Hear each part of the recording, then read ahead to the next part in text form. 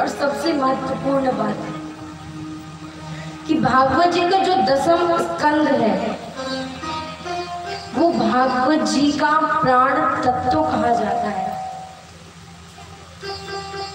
भागवत जी का 10वां स्कंद भगवान भागवत जी का आत्म तत्व प्राण तत्व कहा जाता है। जिस प्रकार से मनुष्य के शरीर में उसका महत्वपूर्ण भाग उसका प्राण तत्व है, उसका आत्म तत्व है, उसी प्रकार भागवत जी में भागवत जी का 10वां स्कंद उसका प्राण तत्व है।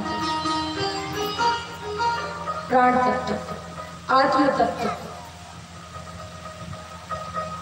एक बार की बात है, एक समय शरीर के सारे अंगों में झगड़ा हो गया। झगड़ा किस बात का? कि आंख ने कान से कहा कि मैं बड़ी हूं, हाथ ने कहा पैर से मैं बड़ा हूं। सारे प्रत्यांग लड़ रहे हैं कि हम बड़े हैं, हम बड़े हैं। नाक, कान, आंख, हाथ, पैर सब लड़ रहे हैं कि हम बड़े हैं, हम बड़े हैं, हमारे बिना कोई कार्य हो ही नहीं सकता। तो कहा कि अगर ऐसे ही झगड़ते रहे तो पता कैसे चलेगा कि कौन बड़ा। तो चल एक काम करते हैं कि चल करके इस जो शरीर का मुखिया है प्राण तत्व उससे जाकर पूछते हैं कि कौन बड़ा। वही आज निर्णय करेंगे। सभी गए प्राण तत्व के पास। कहा कि महाराज अब आप ही बताइए, इसका निर्णय आप ही कीजिए कि हम में से बड़ा कौन है। कहा ठीक है। तो प्राण तत्व ने कहा कि एक काम करो, सारे अंग जो हैं वे 5-5 दिन के लिए अपनी नानी के घर घूम कर आओ। प्राण तत्व ने कहा सबसे पहले आप जाओ। तो आप घूमकर आई 5 दिन नानी के यहाँ। और जब नानी के यहाँ लौट कर आई और उस शरीर को देखा तो क्या देखा कि आपके बिना भी शरीर चल रहा है, खा रहा है, चल रहा है, सुन रहा है, सूंघ रहा है, बस देखना नहीं हो पा रहा, बाकी सब कुछ हो रहा। आंख आकर शांत बैठ गए। कहा नहीं भैया हम तो बड़े नहीं। फिर कौन? कान गए। कान अपनी नानी के यहाँ 5 दिन होकर आए। फिर कान ने आकर भी देखा तो कानों के बिना भी शरीर चल रहा था, सूंघ रहा था, बोल रहा था, देख रहा था, उठ रहा था, बैठ रहा था, खा रहा था, पी रहा था। मतलब कान के बिना भी शरीर चल रहा था। कान भी आकर चुपचाप बैठ गए। फिर नाक गई तो नाक ने देखा कि मेरे बिना भी शरीर चल रहा है, देख रहा है, सुन रहा है, खा रहा है, बोल रहा है, चल रहा है। नाक भी आकर शांत बैठ गई। इसी तरह सारे हाथ पैर आकर देखा सबने कि हमारे सबके बिना भी शरीर चल रहा है, उसका एक कार्य बस नहीं हो पा रहा, बाकी तो सब हो रहा है।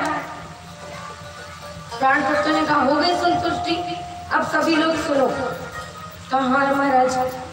कहा कि आप तो सब नानी के यहाँ घूम आए, अब मुझे अपनी नानी की याद आ रही है। ये अब गर्मी की छुट्टी है तो सब नानी के यहाँ जाते, तो आप लोग तो घूम आए, लेकिन आज मैं अपनी नानी के यहाँ जाऊंगा। कहा हाँ हाँ बिल्कुल। लेकिन जैसे ही प्राण तत्व ने धीरे धीरे शरीर को छोड़ना प्रारंभ किया, वैसे ही शरीर के सारे अंग चिल्लाए महाराज रुक जाइए, महाराज रुक जाइए। उन्हें समझ में आ गया कि शरीर में सबसे बड़ा क्या क्या क्या शरीर में सबसे बड़ा आँख। तो शरीर में सबसे बड़ा प्राण तत्व, आत्म तत्व।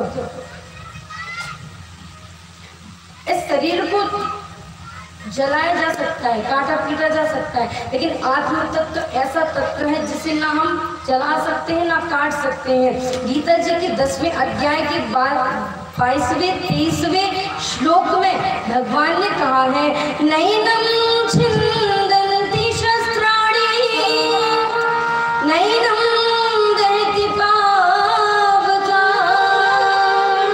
न चैनम शोषयति मारुतः। आत्म तत्व ऐसा तत्व है नैनम छंदांति छिन्दन्ति शस्त्राणि, जिसे हम किसी अस्त्र शस्त्र से काट पीट नहीं सकते। नैनम दहती पावका, जिसमें हम आग में नहीं जला सकते, न चैनम क्लेद यंतापो, जिसे हम कोई पीड़ा दुख दर्द नहीं दे सकते, ना ही उसे कोई जल में डुबाया जा सकता है। ऐसे ही जो आत्म तत्व है, जैसे सत्य को सत्य कहा गया, आत्मा उसी प्रकार से सत्य है जिस प्रकार से सत्यम धार्यते पृथ्वी सत्यम ही तपते रवि